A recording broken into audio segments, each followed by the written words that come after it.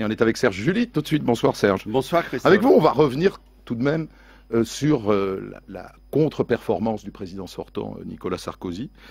Comment la qualifieriez-vous d'ailleurs vous-même? Un chiffre dit l'ampleur de l'événement. C'est le plus mauvais score de la droite républicaine dans une élection présidentielle sous la Ve République. Même en 88, face à la déferlante de la tontonmania, cette droite-là faisait plus de 36%. Ce qui sort du premier tour de 2012, c'est une droite exsangue et rikiki à 27%, alors qu'il n'y a pas de véritable vague rose.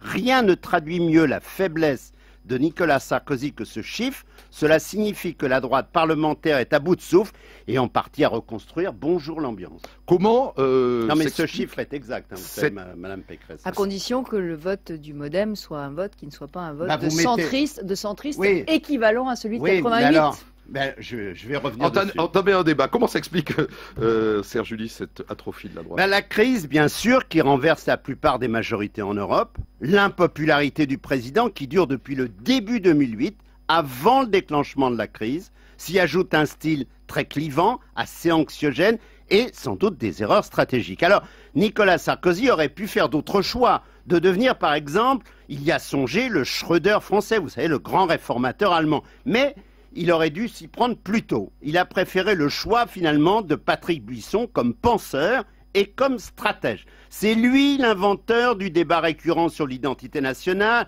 le discours de Grenoble sur les Roms, la polarisation sur l'islam, les civilisations qui ne se valent pas toutes, l'immigration légale qui est en trop, et j'en passe. Sa stratégie a consisté depuis 5 ans à faire de Nicolas Sarkozy une sorte de Le Pen light.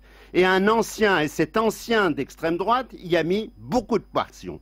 Pourquoi ce serait une erreur? D'abord, ce qui a marché en 2007 pour se faire élire une fois, c'est-à-dire siphonner les voix du Front National, ne peut pas se répéter indéfiniment. Tout le monde voit le truc, genre, finit par se foutre du monde. Et puis en 2007, il y avait une dimension sociale chez Sarkozy, discutable peut-être, mais elle était là, travailler plus pour gagner plus, et qui a sans doute fait plus à l'époque que le ministère de l'Immigration. Cette fois, il n'y a plus que le clonage des thèmes frontistes, sans rien de social. Pour être crédible, Nicolas Sarkozy a sacrifié beaucoup. Le résultat du 22 avril, c'est en fait la vérité d'une stratégie.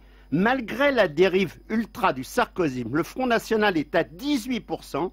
Nicolas Sarkozy et Patrick Buisson ont contribué à lui donner de la légitimité. C'est ce qui s'appelle se tirer une balle dans le pied. Mais Nicolas Sarkozy semble reparti à droite toute là maintenant. Encore plus, sans doute toujours plus, mais la simulation faite par les chercheurs de la fondation Fondapol, qui est quand même pas vraiment extrémiste, est sans ambiguïté.